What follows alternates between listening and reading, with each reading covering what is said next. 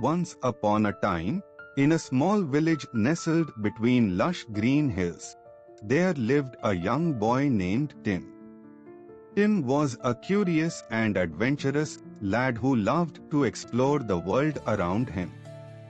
He spent his days playing in the fields, climbing trees, and chasing butterflies. One sunny morning, Tim's grandfather called him over to sit beside him under the old oak tree in their garden. Tim eagerly skipped over, wondering what his grandfather wanted to tell him. Tim, his grandfather began, "I want to share with you a story about the value of time."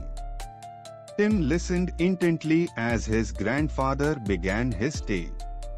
Long ago, there was a kingdom ruled by a wise and just king. This king was beloved by all his subjects, and his kingdom prospered under his rule.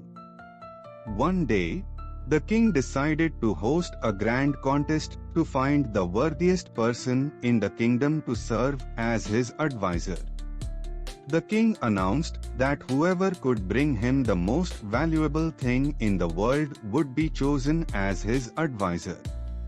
People from far and wide traveled to the kingdom, bringing treasures and riches in hopes of winning the coveted position. Among the contestants was a poor farmer named Jacob.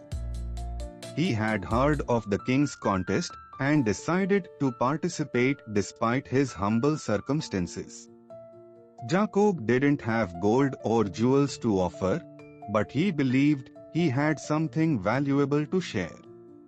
As the day of the contest arrived, the courtyard of the palace was filled with people displaying their treasures.